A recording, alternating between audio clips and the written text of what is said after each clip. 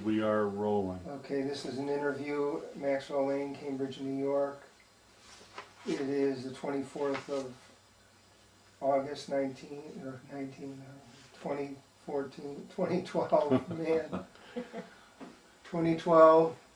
The interview is Ernie King Brock. Could you tell me where and when you were born? I was born May 1st, 1945 in Chipley, Florida. What was your educational background prior to going into the service? I had a Bachelor of Arts degree from Florida State University. Did you work before you went into service? Yes, I was employed as a high school English teacher in the small town of Greenville, Florida, halfway between Monticello and Madison. Did you get drafted or were you enlisted? I enlisted actually to avoid the draft. I was already a bit older from teaching and found out that I was about to be drafted because I had decided to change the location of my teaching job. I was interviewing for a job in Sparta, New Jersey, and I was from a small county, and when they found out that I was no longer teaching in Greenville, the draft board lady told my mother in church that I was about to be drafted. So I ended up joining at that time. What branch of service did you? Army. Why did you select the Army? Because I knew about the language school opportunity, and I don't know, I just had an affinity for the Army. But I joined mainly to try and get into the language school, the defense languages. What years were you in the service? I was in the service from the fall of 1969 until spring of 1972. Okay, did you end up in the language school? Yes, I did. Could you tell us about your time there, how long you were there, what language? Right. Well, I went to Jacksonville after I went to see the recruiter and took the language aptitude test. That's how I did it. So I ended up going to the language school unassigned. Did you go through basic stuff first? Went through basic training first at Fort Benning. Okay. And then went straight to Monterey to the Defense Language Institute, where I studied Russian for a year. Oh. With a really interesting group of teachers who were still the old guard, people who had been in the White Army, all kinds of backgrounds, but all native Russian speakers. When you left there, did you feel you were proficient in Russian? I was quite good. I graduated at the top of that class. And later, you know, when I got out of the Army, I took the graduate record exam in Russian and made a perfect score. So you learned to read and write? Read and write in Russian, and I was much, much better at it then than I am now. How many people were in your class? You know, I'm trying to remember. It must have been, it was probably, my guess would be something like maybe 50 people in my group and all, but I was in one release. They put us in various smaller groups. So in the actual classroom situation that I was in, there were about 10 of us. So it was very intensive. It was very intensive. Lots of work all day long, and then copious amounts of homework at night. I mean, it was just an all-day thing for a year. Now, where were you assigned after graduation? After graduation, I ended up being sent to Fort Richardson, Alaska, in Anchorage. And it wasn't what I wanted. I wanted to have a plainclothes job in Munich. That was it, and I thought my class standing would guarantee it. But I was married at the time, and it meant 2 security clearances, and the guy that was next to me was single, and he also had the advantage of being fluent in German. So I ended up in a military intelligence unit in Anchorage. Now, what were some of your duties there? Almost nothing. sat in a cellar a lot of the time and played Russian Scrabble. And, and occasionally our group would be sent out on Coast Guard cutters. That was the main thing we did. So in turns, we would do that kind of thing. Occasionally go on a field problem and such.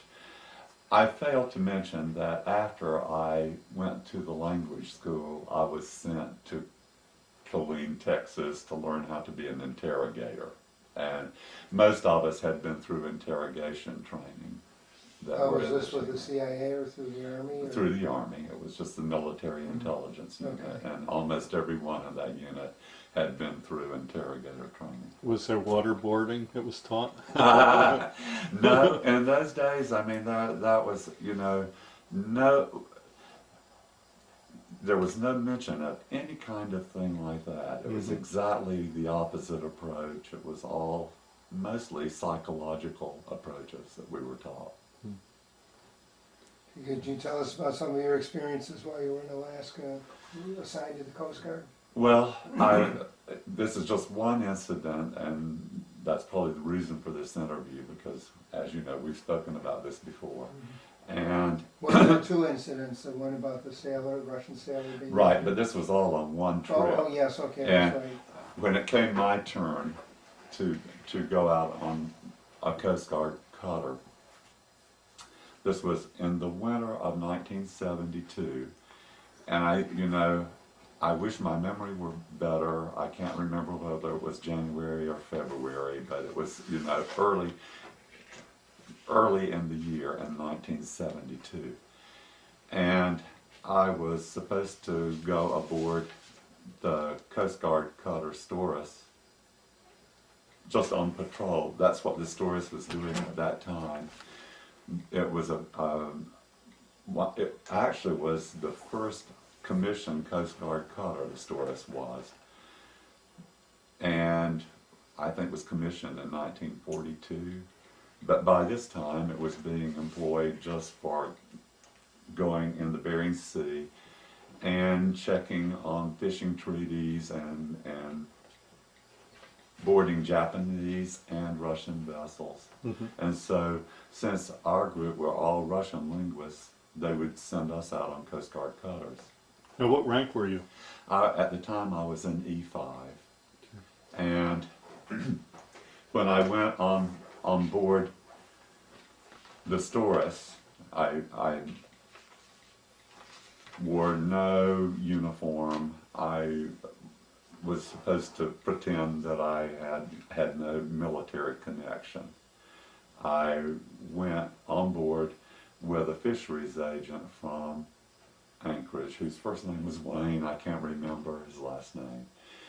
And my cover was that I was a university student who was a cousin of Wayne's. And, you know, an obvious lie, but that was it, and I stuck to it. So that was, when we went on board, we had no idea about anything that was about to happen. So it was just, you know, kind of. Do you remember how large the crew was on the ship? I really don't. There were quite a few guys. I mean, it was, trying to think about the mess gallery and the number of people. That was the capacity of that. It seemed, you know, like maybe 30, 35 individuals would have been aboard, maybe. Was the ship armed at all? Yes, there apparently were. I never saw it because I never went on deck. I mean, the conditions were severe enough that a lot of the crew were out a lot of the time chipping ice off of the deck. I never went on top at that time to really examine what kinds of armament there was. But I know that it was armed. So. Okay. Could you tell us about some events that happened on this cruise? Okay, I'll just go ahead and tell my story. Okay. I flew to Kodiak, where I boarded the Storis, and then we took off and went into the Bering Sea through, I think first we went to Adak and then we proceeded on northward. The seas were just incredible. I had to tie myself into my berth. The first day I could not move. I was just so, I never lost it, but I was so seasick because I'd never been in swells of this size. It was like 50-foot swells. Oh, It was really, really rough. It was just like tossing and tossing. And by the evening, I had finally gotten over that and got used, I guess got my sea legs. And we went on into the Bering Sea. I can't remember how many days, and I didn't really have a whole lot to do, so I would spend my time up in the pilot house, or the bridge we called it, and just kind of turning knobs on the radio to see if I could get any kind of interception of anything. And then one day I was doing that and I heard a voice faintly going, "Galp, Galp," and it was a Russian trying to say help. You know, a lot of times our sound of huh gets sounded by Russians as ga. Even the name Henry is Ganry. So it was a Galp, Galp. And I managed to make contact with him and found out from the skipper of this Russian vessel that he had a crewman on board who had unfortunately had his leg severed at the hip by a cable that was being taken up, and the guy was in shock, really badly off. I told the skipper of the Coast Guard cutter Storis, whose name was Captain Allen, that was A-L-L-E-N, about this incident and about the guy in shock. And the Russian skipper had given me their coordinates, and I gave them to Captain Allen, and we proceeded to go there. It took well over a 24-hour period to get to this ship. And when we got on board, I was taken to this fellow, and he was in shock. He was badly off, but he hadn't died. He was still alive. And we managed to get him airlifted to Anchorage, where I later found out he had made a pretty good recovery and even had gotten some work done for, I think, received a prosthesis while he was there. So at the time, once the helicopter came and took him away, I was feeling really good because just by fiddling with dials on the radio, I had managed to save a guy's life, and that made me feel good. And from there, we went on patrolling in the Bering Sea through the heavy swells, and then had just started to get into hummocky ice, which is kind of a little light slush, and we're close to an island called St. Matthew's Island, which is our westernmost holding. It's really hardly deserving of the name island. It's sort of like just a rock sticking up into the Bering Sea. It's not much. But we got close to St. Matthew's Island, where we observed two Soviet vessels. One was a small fishing boat called the Caliban. The best transliteration of that would be K-O-L-Y-B-A-N. And then a larger ship that was, I guess the function of this one was to kind of collect the catch and all, to transfer to the mothership, which was a factory ship. And this ship was named the Lamut, L-A-M-U-T, would be the best transliteration.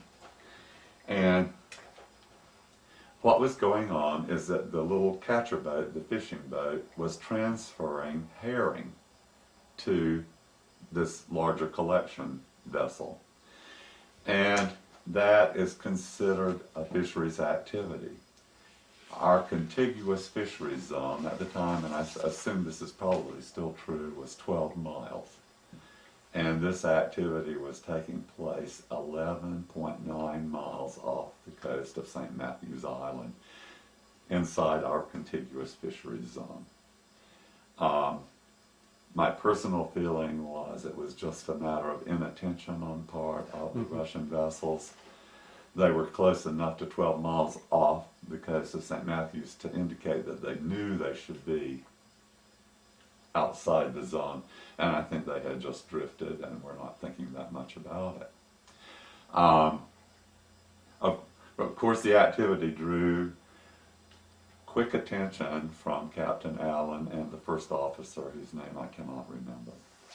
And there was a ship's photographer, I remember, who was trying to take pictures of the transfer, but the first officer pushed him aside just before he clicked the snapshot and said, "Wait, let me have a look at that." Put his binoculars up and watched it, but the photographic record of the incident really wasn't made.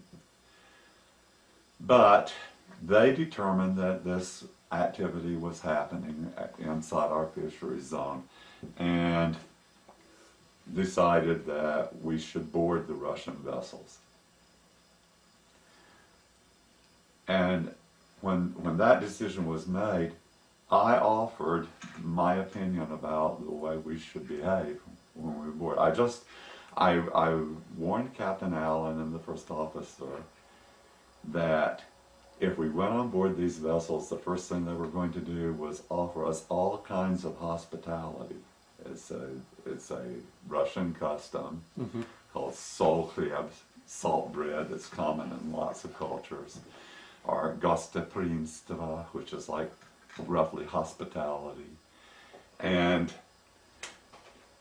I said, you know, they're going to offer you cold cuts, they're going to offer you vodka, they're going to, you know, it'll be a big layout. And I said, if you're going on board to arrest these people, don't accept the hospitality. And we did board the Russian vessels, and out came the cold cuts, and out came the vodka, and I was the only person who didn't take it. I mean, the captain and the first officer were both Latter-day Saints from Salt Lake City, and they nevertheless drank the vodka, and Wayne, the fisheries agent, did too. Why do you think they didn't listen to you? I just think, you know, the moment was, you know, I just think in the heat of the moment they just lost judgment. That's all I can say. I mean, Did they arrest them? Well, what happened, and the way this happened was incredibly awkward, because the Russians were, you know, trying to explain themselves. There was all this kind of going back and forth. I couldn't really understand why we were taking so long. Wayne, the fisheries agent, was explaining to them about the contiguous fisheries zone, and they were replying. And he would not allow me to translate simultaneously. He said that it distracted him. He said, no, wait, just let me talk, and then you tell them what I've said. Well, that's an abuse. And I explained that to him. I said, that makes it hard, you know, it makes it sound like I'm more of a key person than I am. I'm just a translator. And then it also made it harder to remember, because, I mean, he's talking in paragraphs before he would let me translate. And so that was a strain. And this went on for at least an hour of me translating Wayne's paragraphs. And the first officer left momentarily, and then came back in and looked at me and said, I have been talking to headquarters in Juneau, and they said to arrest them.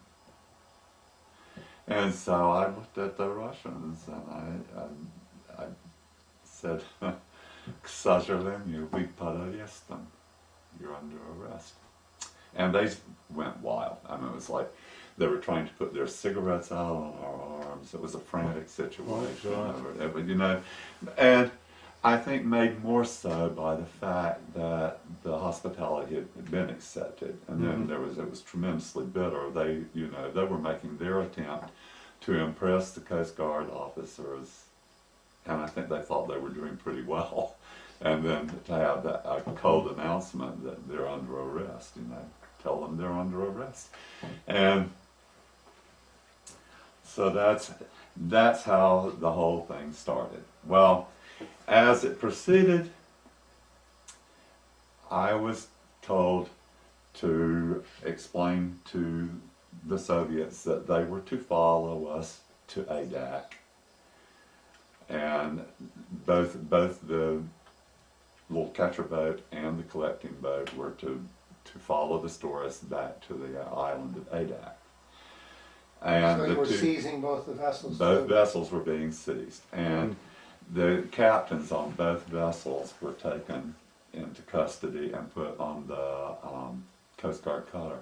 I can remember the captain of the larger of the two vessels, the one that did the collection, was, his first name was Igor, last name Boftun, and it was his first command.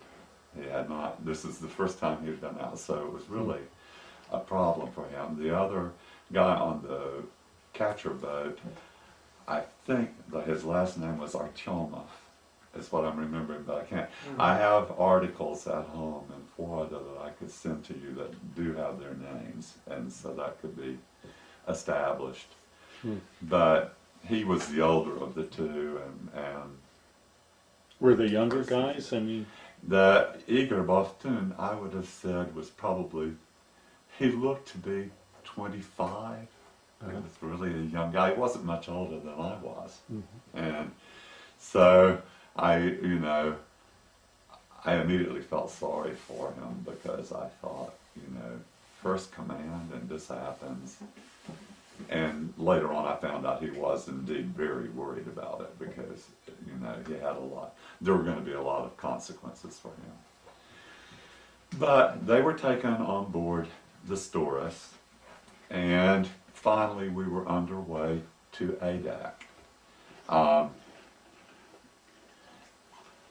Several crewmen were put on board the small vessel, the Caliban, and I and the first officer and I think it was about 3 enlisted fellows were put on board the Lamut, the larger of the Russian vessels. And we started off toward Adak. And I don't have a real good memory of the fellow who was on the bridge at the time, the Soviet, but I gave him the coordinates. He knew what to do. We all took off. They were going, and after just a very brief time, this fellow, and I remember this because I thought it was so ironic. This fellow told me, he said, "We have extra bunks that aren't occupied. If your men would like to go to bed for the night, we could accommodate them." And I translated this for the first officer, and I told him, I said, "Now I am not suggesting that anybody goes to bed, but here's the situation. This is what this fellow has told me. They have extra bunks. These guys could go to sleep if you want them to." And I was surprised when he told them about it, and they all trundled off and went to bed, leaving just me and the first officer on the bridge of this Soviet vessel. The first officer had a walkie-talkie, and we were relying on the radio on board the Russian vessel for our communication with the Storis. And at first that was fine. I mean, we were able to use their radio, and we were able to stay in contact with Captain Allen on the Storis.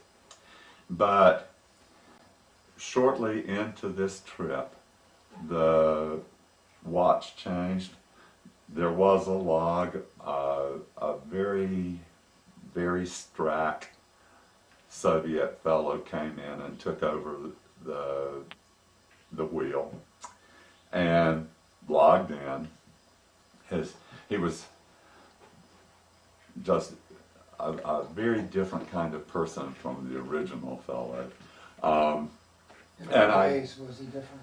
He was just much better dressed, he was strack, the other guy wasn't. This guy was very official and well-groomed, and didn't particularly seem to me like a sailor. You know, he didn't fit into he just looked too strack. And hair neatly combed and, you know, and oily. And once he had logged in, he turned to me and he said, in Russian, okay, he said, "This is a Soviet vessel. We must obey the orders of our mothership. I am changing our coordinates to this, this, this, and this. And we are going to the mother vessel."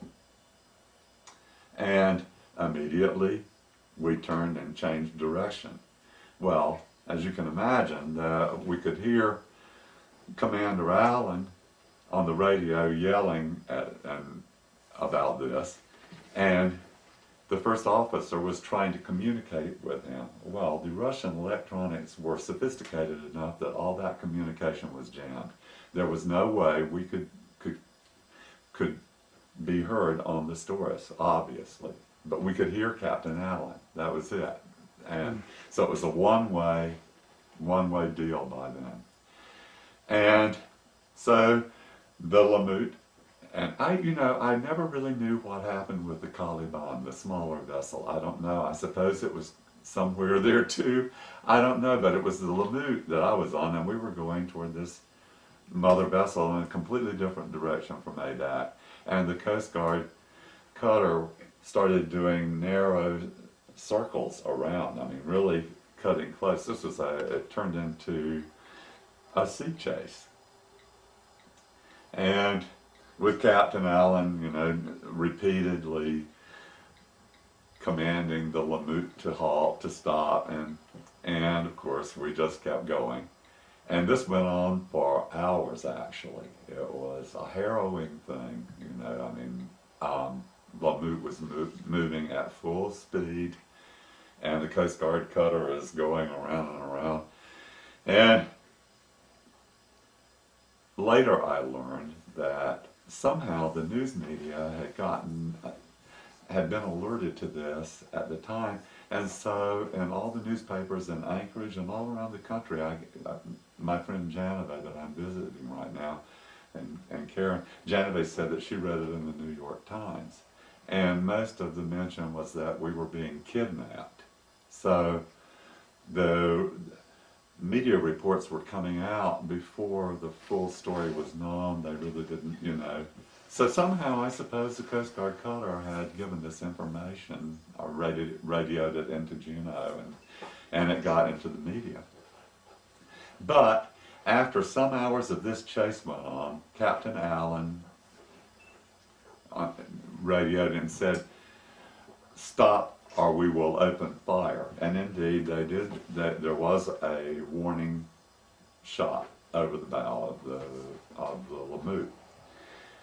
And at that point, the Lamut's engines were closed down and we stopped. We were in the middle, and then the enlisted guys from the Coast Guard came storming aboard the Lamut, carrying their M16s, and they were terrified because they had been going through this very dangerous operation, and they had been told, I learned later, that they might have to make a boarding in progress, which would have been the most dangerous thing in the world. I mean, it could have been like certain death if anybody had fallen into the Bering Sea in the darkness in a sea chase like this.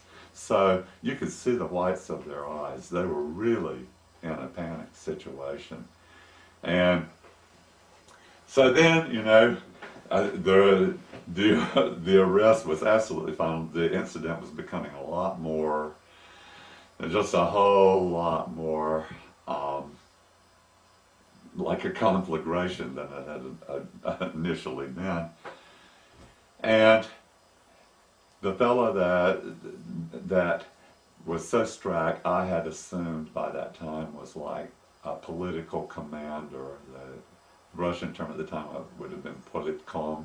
And I think, I think they had such a person probably on board every one of their vessels. And he was the person who was the real power. Mm-hmm. And as it turned out, by the time we stopped, we were just almost next to their mothership. We were, in spitting distance practically. So they had achieved their goal. They had gotten where they intended to go. And there still was international waters, though. Oh, this is all in international waters at this time, and so a strange thing of negotiations started taking place at the time between Captain Allen and this fellow, and arguing about where we would have a kind of conference to determine the outcome of this situation, whether it would be on board this large factory ship that we were close to, or whether it would be on board the Coast Guard cutter Storis. There were officials on this factory ship, so it became one of those things of like, where will we do it? Where will we do it? And I was very tired. I'd already been up for a number of hours, and but Captain Allen all of a sudden said to me, "Well, we're boarding this Russian factory ship. We all went there, and Captain Allen said, will you stay on board? We're going to go back to the cutter. You stay on board here and try and convince them to have the meeting on the Storis." And I told Captain, I said, look, I'm just a translator, interpreter. I'm not, that's way, way outside my position. It makes me look like I have more authority than I do. Mm-hmm. And he said, well, just try. And they indeed left me on board this large factory ship. And I stayed there for like a day. It was very interesting. It was like a city on the water. They had everything, stores, barber shops, a huge dining hall. It was just, it was amazing. And the fish that were transferred onto this factory ship, I got taken on a tour. I got to see the whole operation of the ship as far as the production. They would take the herring and the salmon and whatever other fish they were, and by the time they were done with it, the fish was all in cans, all ready for shelves back. So it was a processing ship. It was a processing ship. And just vast. It was huge. It was just a huge ship. Did anyone else speak English aboard? No, or if they did, I don't know. I was using Russian the whole time. Mm-hmm. And I had a guide. This woman latched onto me. A tall woman with red hair and a considerable number of warts. I can't remember her name. And she smoked the papyrosi, the stick, mm-hmm. very, very aromatic, I guess, is a euphemism. But those kinds of cigarettes, one after another. And she was sort of like the medic on board the ship. Probably the closest thing to what we might describe her as would be like a nurse practitioner. That mm-hmm. The system in Soviet Union at that time had like that first care kind of doctor would be called a vrach, and that the best probably way of describing that would be like a nurse practitioner. But she acquainted me with the boat. We went. I mean, they were very, very nice to me. I played the piano and we sang Russian songs. It was, just a kind of a lark of a day. They served me special foods in their dining room. There is a special little dumpling, much prized in Siberia, called pelmeni, and it's like a little stuffed dumpling, and people would put it in caches in the snow, close to, maybe sometimes to little huts for people who happen to be stranded. And there are a lot of Siberian stories about being stranded and finding a cache of pelmeni, and that saves your life. And so it's that kind of national food that they treasure. So I had those. It was an interesting day, and I had no effect really that much about where this conference would take place, but it did eventually happen on board the Storis. And the determination was that the two captains and the two boats would be arrested. They would be taken back ultimately to Anchorage, where they would undergo trial. The boats were confiscated, and on the Russian side, or the Soviet at the time side, they just kind of bargained to have their crew offloaded so that they would just have skeleton crews. And that made sense. And then what they did was they said, well, we don't want to leave them here on this factory ship because it's already at capacity, but we have another vessel further north that has room for our crew, and we'd like to offload them there. Well, as it turned out, the vessel that was further north was icebound up in the ice cap. So they knew that we were a cutter, so it was agreed that we would take their excess crew there to this other ship. And then we went on into the ice cap and actually cut ice all the way up. I had been awake at that point, I think, almost 3 24-hour periods. I was exhausted. And Captain Allen informed me that we were going to go up. By then he realized that what we were going to be doing is cutting this vessel out of the ice and freeing it. And so he explained to me that I would be having to coordinate that, which terrified me because I realized I would have to be dealing in a language that I didn't know in English, much less Russian. So I had a nautical terminology dictionary. And I spent the entire time on the way up to this icebound vessel studying these terms, thinking about, what I would have to say to get them to get their propellers going, and trying to get better at giving quick coordinate directions because it would have to be happening quickly. And so we got there and started the process, and I did not cause any collisions. I managed to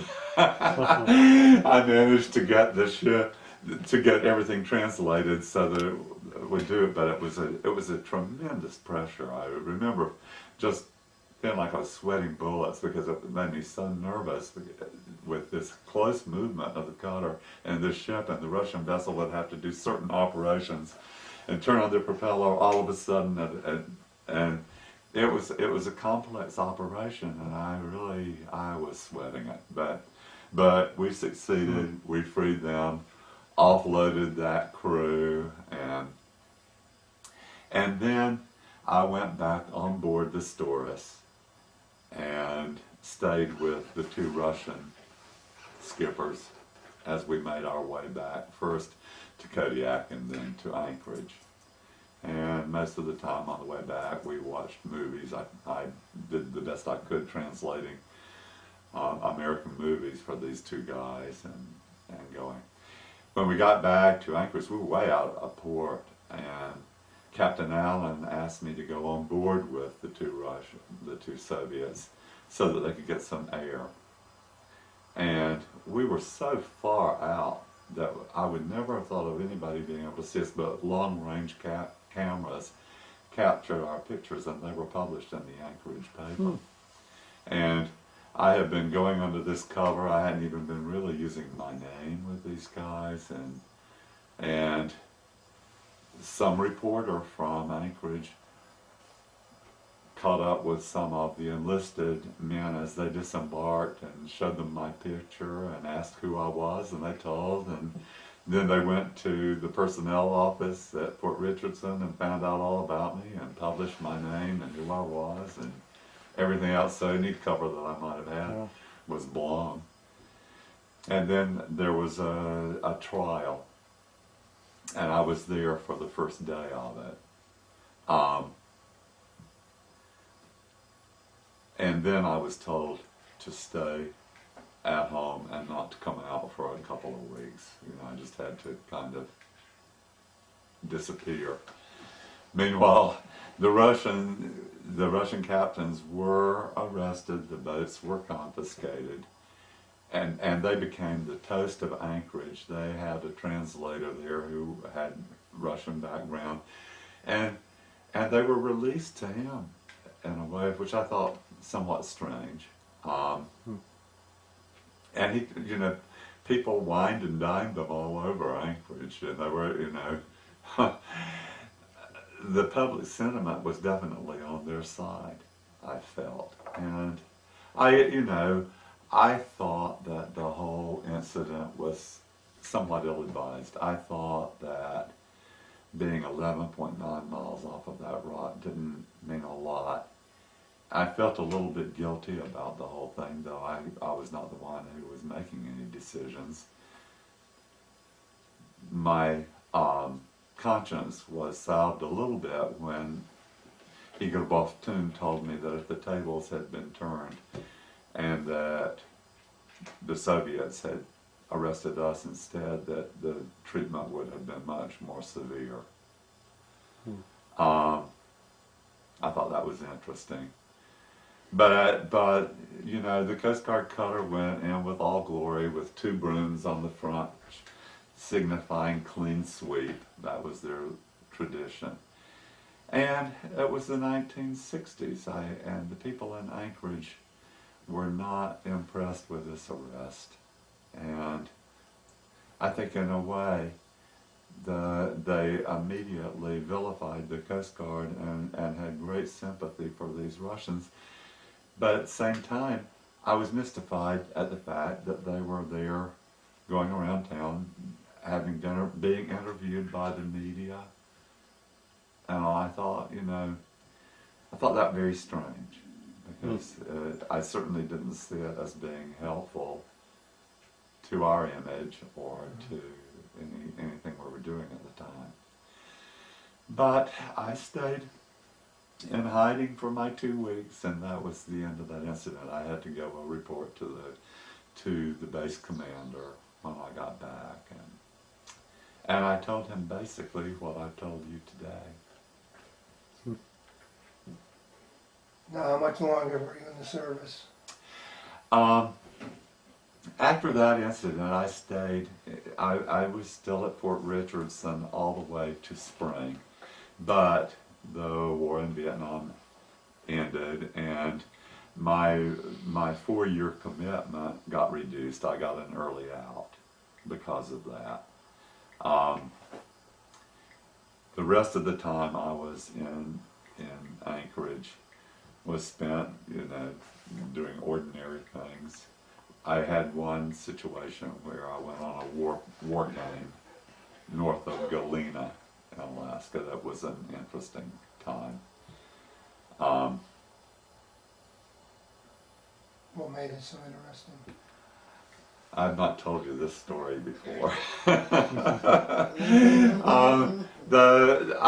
I was sent to a war game with the person I answered to was a warrant officer. His name was Herman Weisel, he called himself. His name should have been pronounced Weisel. He was a cousin of Elie Wiesel, as a matter of fact. Herman had been he was a young boy when he was captured by the Nazis. He was born in Belgium and ended up, I guess, as a virtual slave with Rommel's army in Africa, and just as a kid. And he was rescued by American army, and his blood was red, white, and blue. He was the most patriotic person I think I've ever known. He credited the American army with saving his life. And he was a warrant officer and a Russian linguist along with me. And this problem was, our war game was being orchestrated by the Air Force more than anyone else. We flew out and ended up in Galena, where there was just this one hangar that said the end of the world. That's all I remember about that. And then we were just out in the snowfields by the Yukon River. And Herman and I had no rank on. We had uniforms on, but no rank, and we were supposed to be there to interrogate prisoners. Well, I took with me in my duffel bag a huge magnum of whiskey and a whole bunch of whiskey sour mix, and I figured I wouldn't need ice. and so I had every intention of turning our tent into the USO and having plenty of whiskey sours to give everyone, which turned out to be true and was a really good interrogation tool, and it worked. We were there for altogether, I think, about 10 days. Before we went to Galena, though, we were at the Air Force Base, and there was an Air Force captain whose name, it was just a captain, I don't remember his name, but Herman Weisel knew him, and there was bad blood between them. I mean, it was just so obvious from the very get-go that these guys were enemies, and this captain was the person who had essentially designed this war game. And I didn't think that much about it, and Herman didn't give me any explanation of what this enmity was about. I think I really suspected that Herman thought that this guy was really anti-Semitic, and that there was something about that involved in the whole thing. But we went through the war game. It was interesting enough. It was amazingly cold. I mean, it was right at 50 below without wind chill. And just the littlest bit of sunshine on the horizon by this time in winter. This wasn't too long after the Caliban and Lamut incident. Still the dead of winter. And once this field problem was winding down and people were starting to pack up and go home, the lieutenant came to our tent and told Herman, he said, you have orders to go and interview prisoners out in the field. And you're to report to this helicopter at such and such an hour, and you'll go do this.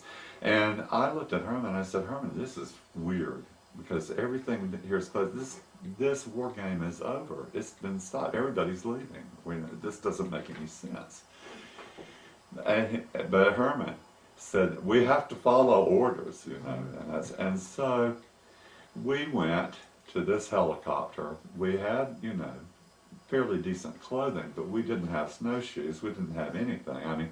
And this helicopter took us way, way out into the snowfields. There was nothing, just snowfields, like a bit of forest over there, but mainly just snow. And he hovered and he told Herman, he said, this is where you get out. And Herman jumped out of the helicopter and went up to his armpits in snow. And I looked at this pilot and I said, this is wrong. And he patted his side like he had a sidearm there, and he said, you better get out too.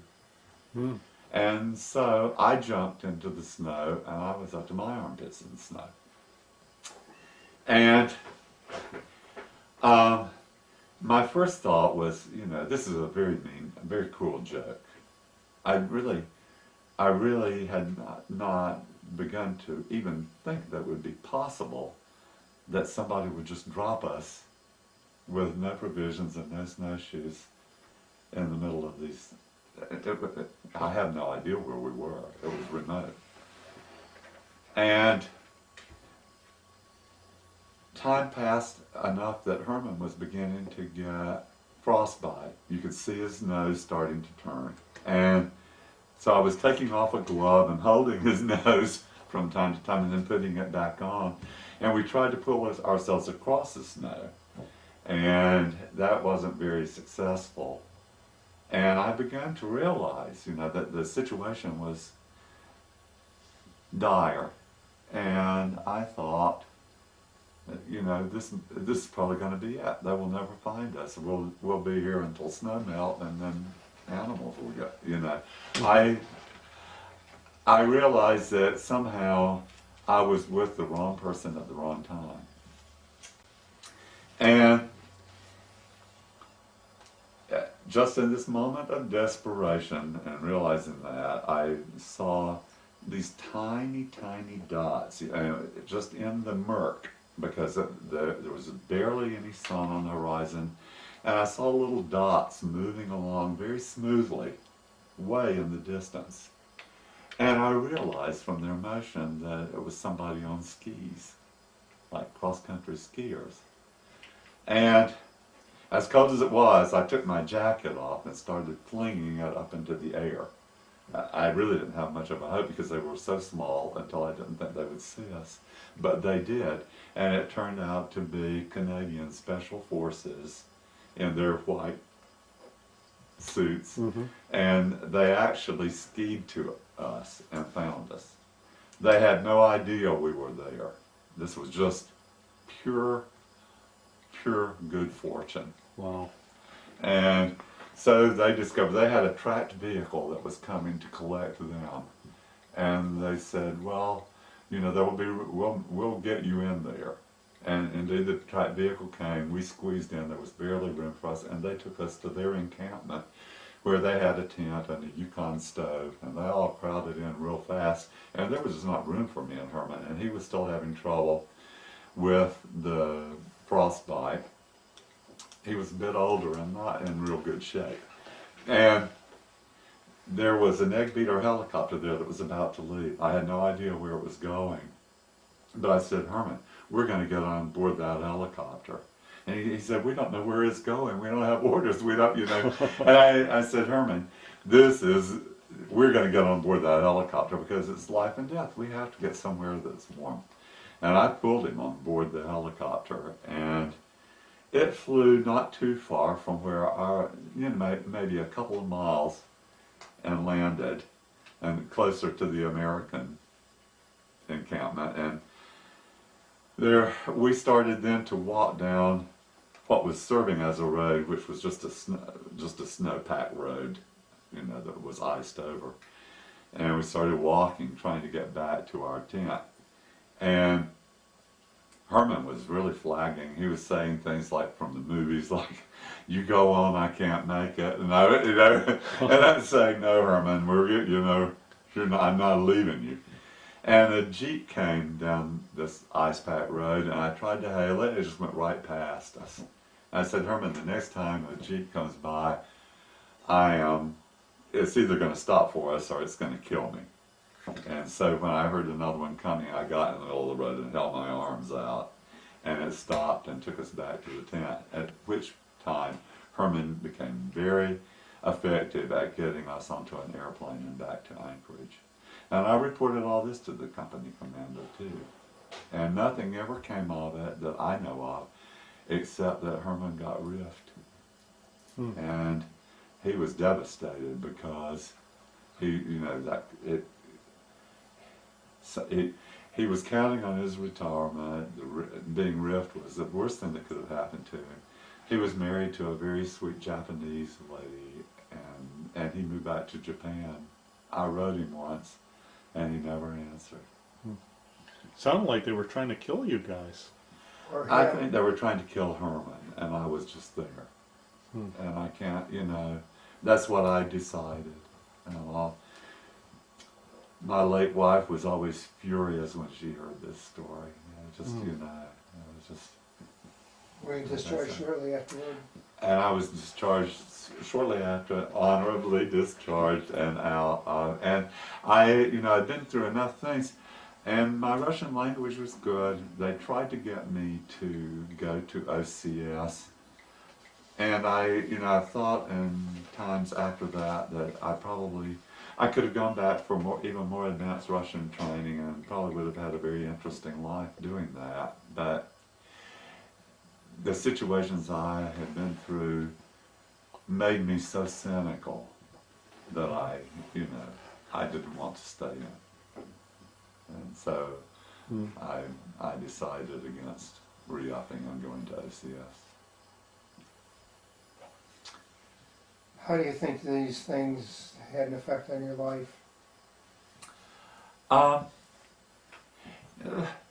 It was an interruption in my life. I had always thought I would be a college professor of humanities. And this changed everything. Of course, it gave me the Russian language direction. I ended up going to Indiana University and working on a master's degree in Slavic languages. But I was older than everybody else, and I was cynical, and a lot of that stuff suddenly seemed pointless. And it took me a while after that really to find my true self again. And No, I'm Why do you have any? we got about 6 minutes left. Okay, well, thank you very much for your interview. well, it's a pleasure to tell the story. Department paid too. Okay, we're recording again. Okay, so well, let's, okay, Yes. explain what the term rift means. Well, it was kind of a slang military term at the time that meant that you were forced to end your career before you really intended to, which meant that you were not going to get your full retirement pay either. And that was largely due to the downsizing of the military, not necessarily that you did anything wrong Right. in most cases. Just cut from active service. And when you talked about that political officer, you said he was Strack. Strack was. What does That that was mean? Military term. That was another military slang term at the time for somebody that is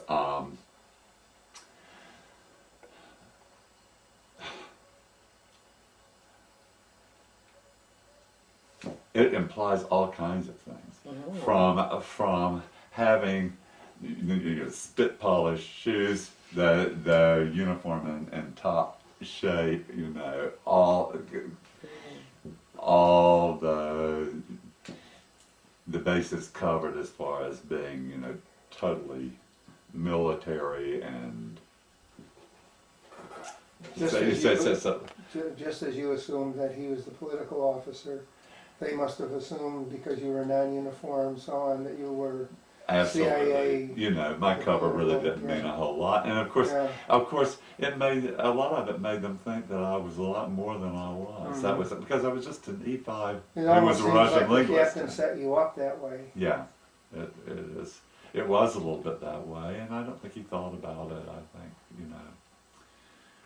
I think none of that was intentional. It was just sort of like an operetta. And my other question, I'm just curious, I know you studied Russian at the Language Institute, but how did you know so much about Russian customs? Like you knew enough to tell them? Oh, that was part of it. That was part of the We training. had a lot of enculturation and all of these old Russian teachers that we had would talk about all the customs a lot and things. So you were aware of all of that just from those kinds of teachers and the kind of reading we did and all so. And you said, I noticed that I've always said Siberia, but you said Siberia. Is that more the Russian pronunciation? Sibir. Sibir.